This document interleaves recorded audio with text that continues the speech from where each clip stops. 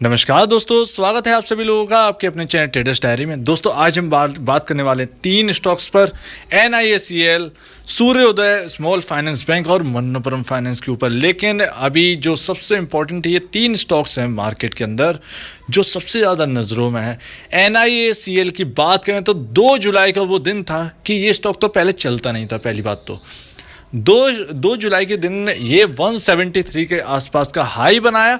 उसके बाद जो लगातार जो है 2 जुलाई के बाद आज 25 जुलाई है और यहाँ पर आज मार्केट क्लोज है, लेकिन यहाँ पर जो है 158 के लेवल्स आ चुके हैं। 173 से 158 के लेवल्स पर आ चुका है।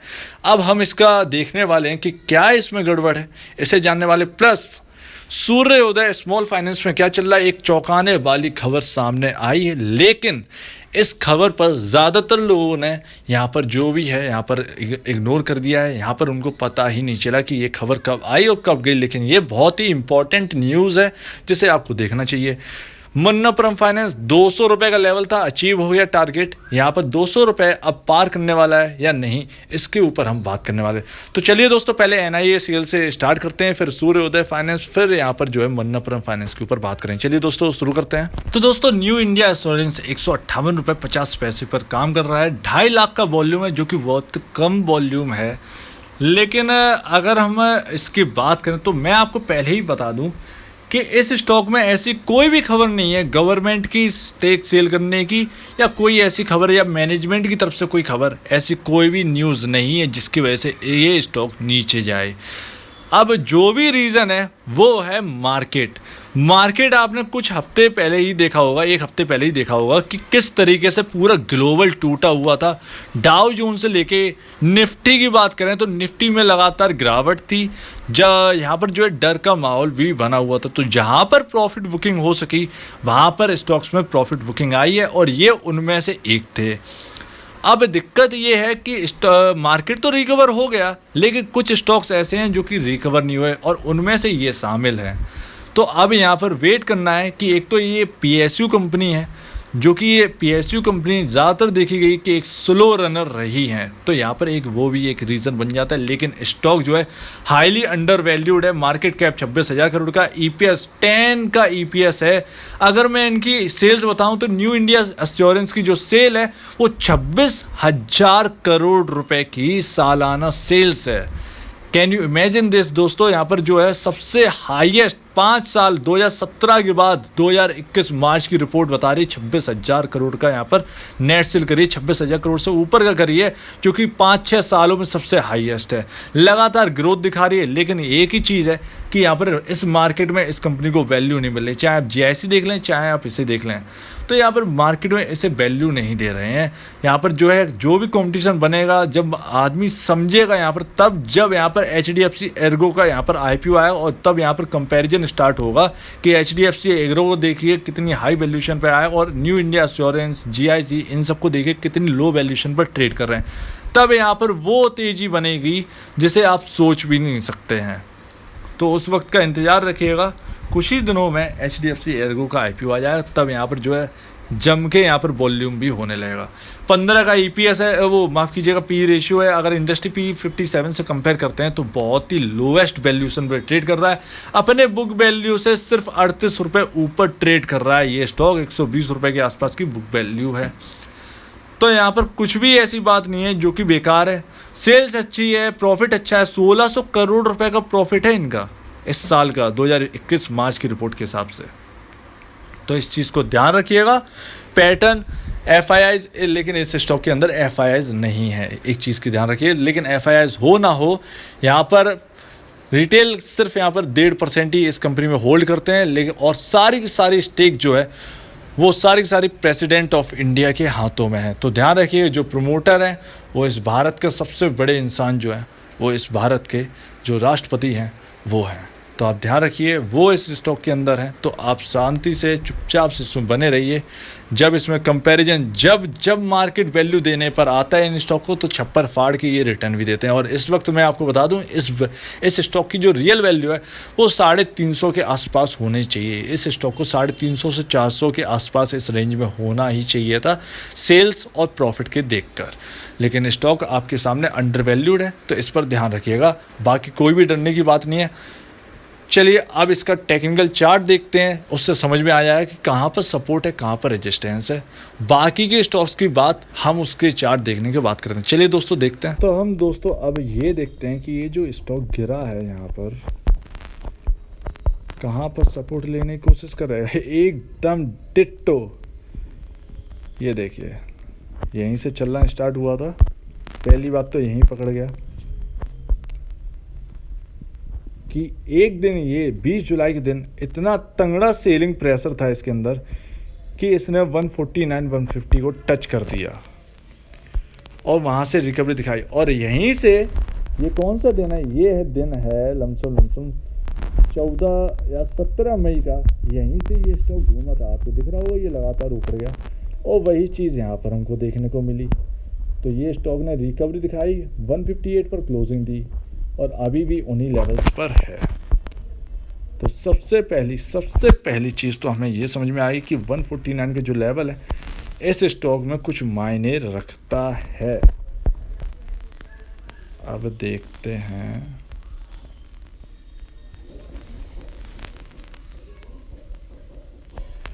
ये देखते हैं कि अब क्या होना है इस स्टॉक के अंदर।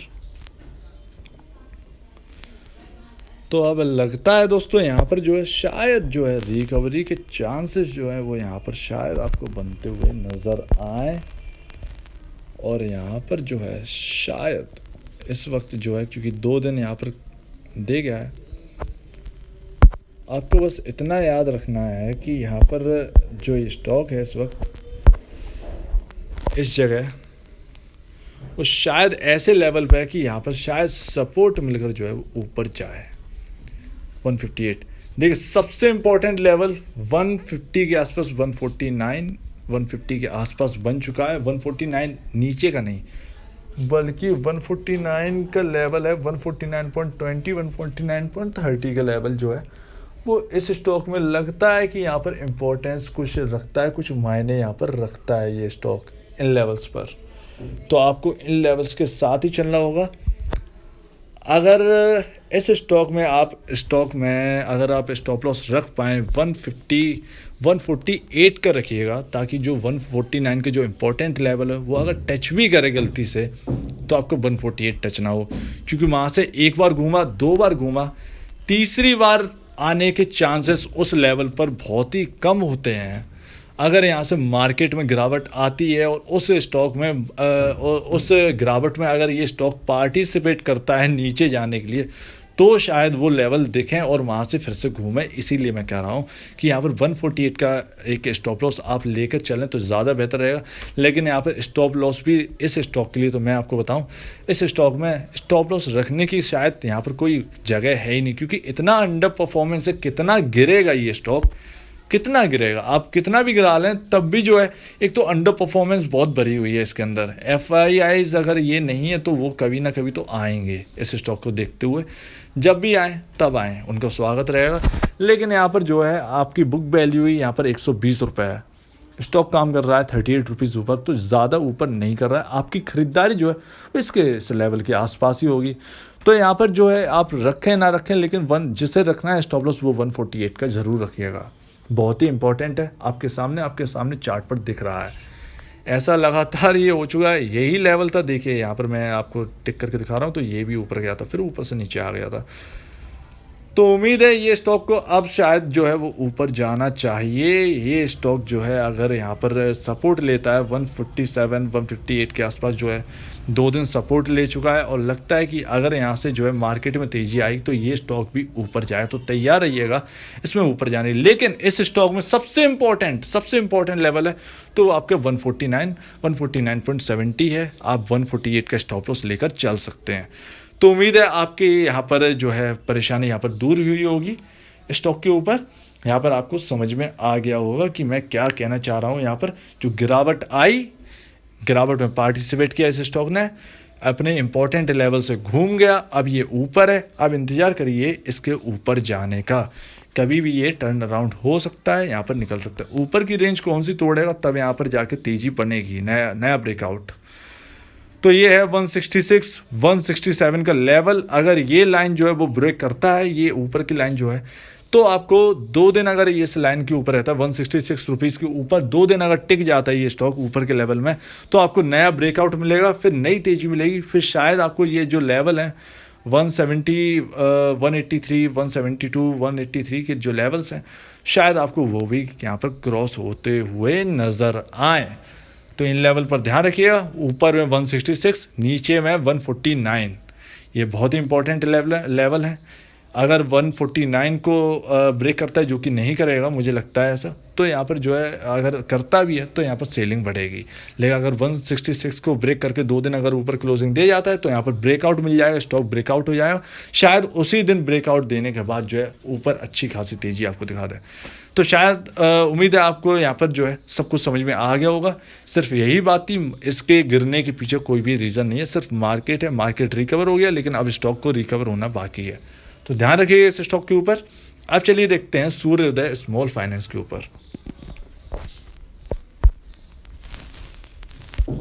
तो अब दोस्तों यहाँ पर सूर्योदय स्मॉल फाइनेंस आपके सामने है। 210 रुपये 95 पैसे पर यहाँ पर क्लोजिंग, 68,000 के वॉल्यूम्स। लेकिन यहाँ पर खबर क्या है? खबर सबसे इम्पोर्टेंट ये है कि पहली बात तो प्रमोटर ने अपना हिस्सा कम कर दिया। 2021 जून की यहाँ पर शेयर होल्डिंग पैटर्न यहाँ पर आ चुका है। 28.02% यहाँ पर प्रमोटर होल्ड करते हैं। अब अगर हम बात करें पिछले क्वार्टर की, 2021 मार्च की क्वार्टर की बात करें, तो 30.35% उस वक्त प्रमोटर होल्ड करते थे। और अब जो माफ़ कीजिएगा, अब जो है यहाँ पर अगर हम बात करें माफ़ कीजिएगा, यहाँ पर 2021 जून 2020 जून का यहाँ पर पैटर्न नहीं दिया गया है। तो ठीक है, यहाँ पर जो है लगातार यहाँ पर कम होते हैं, बढ़ती है यहाँ पर हिस्सेदारी। जो है प्रमोटर यहाँ पर 30.35% होल्ड करते थे पिछली क्वार्टर में, लेकिन अब घटकर 28.02% हो गई है। ये एक थोड़ा सा नेगेटिव है। लेकिन यहाँ पर जो अच्छी बात है वो क्या नज़र आती है? अच्छी बात ये नज़र आती है कि FIIs इस स्टॉक के अंदर 0 हो गए थे।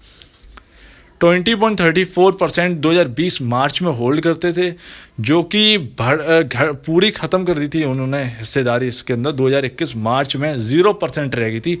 अब 2021 जून में 2021 मार्च के बाद 2021 जून के अंदर ही अंदर, इन 4 महीनों के अंदर अंदर 7.68% इस कंपनी का स्टेक इस FIIs ने इस कंपनी में खरीद लिया है। लेकिन यहाँ पर जो DIIs हैं उनकी स्टेक भी यहाँ पर कम हुई है। 38.69% है यहाँ पर DIIs की स्टेक थी 2021 मार्च में, जो कि घटकर 2021 जून में 28.38 ही रह गई है। तो इस चीज़ को समझिएगा दोस्तों, यहाँ पर बहुत ही ज़्यादा मिक्सअप है इस स्टॉक के अंदर। कोई बेच रहा है तो कोई खरीद रहा है। अब यहाँ पर क्या देखें, ये कुछ यहाँ पर समझ में नहीं आता है। हालांकि यहाँ पर प्रमोटर की स्टेक भी गिरवी रखी हुई है, 37.97% यहाँ पर स्टेक गिरवी रखी है। 2021 मार्च में शेयर होल्डिंग पैटर्न जब आया तो 37.97 स्टेक यहाँ पर गिरवी रखा हुआ आया था, जो कि अभी भी वही बना हुआ है। 2021 जून में भी 37.97 आया है। FIIs आते हैं तो शायद यहाँ पर कुछ खुशखबरी हमेशा लेकर आते हैं इस किसी भी स्टॉक के लिए, तो शायद इसमें कुछ पॉजिटिविटी यहाँ पर बन सके। तो इस बात का ध्यान रखिएगा। नया शेयर होल्डिंग पैटर्न आया था। अब अगर हम बात करें मन्नापुरम फाइनेंस की अब बात करते हैं दोस्तों। यहाँ पर 195.45% पर यहाँ पर वो रुपए पर यहाँ पर बंद हुआ है। 87 लाख का वॉल्यूम है, बहुत ही हाईएस्ट अच्छे वॉल्यूम्स माने जाते हैं। अगर हम देखें यहाँ पर तो 200 को टच करके वापस लौट गया। मार्केट रिकवर था, लेकिन स्टॉक जो है कम रिकवर हुआ है। लेकिन अगर यहाँ पर हम देखें शेयर होल्डिंग पैटर्न इनका निकल कर आया है, तो एक अच्छी चीज़ यहाँ पर ये है कि अच्छी क्या है, यहाँ पर कुछ भी यहाँ पर जो है FIIs जो है उन्होंने यहाँ पर हिस्सा कम किया है। 35.86% 2021 जून में निकल कर आई है, जो कि कभी 2021 मार्च में 38.58% होल्ड करते थे। तो थोड़ा यहाँ पर 3% के आसपास, यहाँ पर 2.80% के स्टेक के आसपास यहाँ पर एफआईआईज ने अपना हिस्सा कम किया, लेकिन डीआईआईज ने यहाँ पर हिस्सा बढ़ाया 8.88% से 10.98% पर यहाँ पर पहुँच गए हैं। तो यहाँ पर प्रमोटर वैसा ही होल्ड कर रहा है 34.99, प्रमोटर में कोई प्रॉब्लम नहीं है। यहाँ पर एक अच्छी चीज़ ये है कि बची कुची जो स्टेक यहाँ पर गिरवी रखी हुई थी 0.10% कंपनी की तरफ से, वो यहाँ पर नील हो चुकी है। सारी गिरवी रखी हुई स्टेक यहाँ पर छुड़ा ली है प्रमोटरों ने, तो ये एक अच्छी खबर है। लेकिन यहाँ पर जो एफआईआईज की यहाँ पर थोड़ी सी नेगेटिव न्यूज़ है, थोड़ी सी। ऐसा नहीं कि एफआईआईज यहाँ पर अभी भी 35.86% इस कंपनी में होल्ड करते हैं, तो इस चीज़ को ध्यान रखिएगा। कम हुआ है तो शायद कम हुआ होगा, कुछ पुराने होंगे एफआईआईज जो बेच के निकल गए होंगे। अब यहाँ पर देखें क्या ये 200 रुपये क्रॉस करेगा, तो यहाँ पर एक्सपायरी आपके सामने आ रही है, जुलाई की एक्सपायरी आपके सामने है दोस्तों यहाँ पर। और अगर देखें तो 200 पर 38,58,000 कॉल्स यहाँ पर खड़ी हैं, जो कि एक रेजिस्टेंस का यहाँ पर बनाए हुए हैं, इस लेवल पर रेजिस्टेंस बनाए हुए हैं।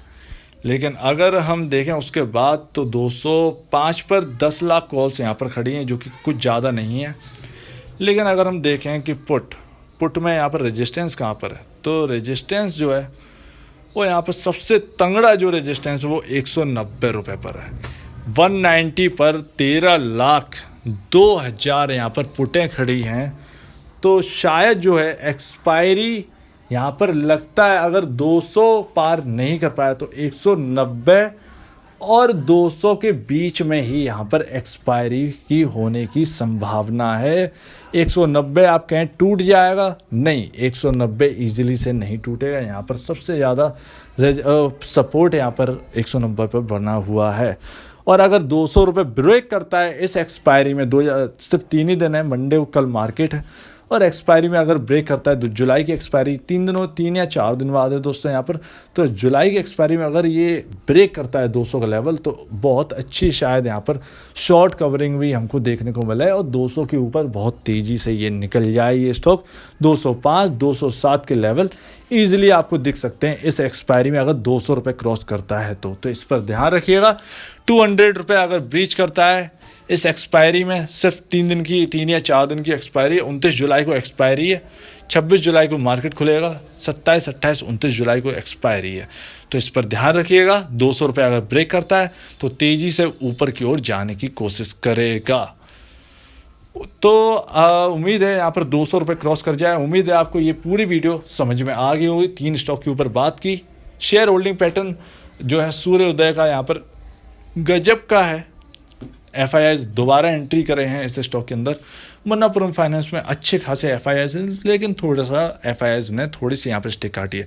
एनआईसीएल में कोई भी दिक्कत नहीं है, बने रहिएगा। 149 का बहुत इंपॉर्टेंट लेवल है।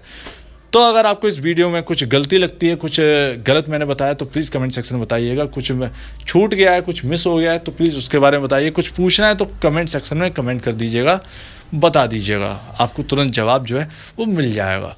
तो अगर आपको ये वीडियो अच्छी लगी तो लाइक करिए, चैनल करिए सब्सक्राइब, प्लस बेल आइकन को जरूर दबाइए, ताकि नए नए नोटिफिकेशन जो है वो आपके पास पहुंचते रहें। तो अब दीजिए मुझे इजाज़त। वीडियो देखने के लिए बहुत बहुत धन्यवाद दोस्तों।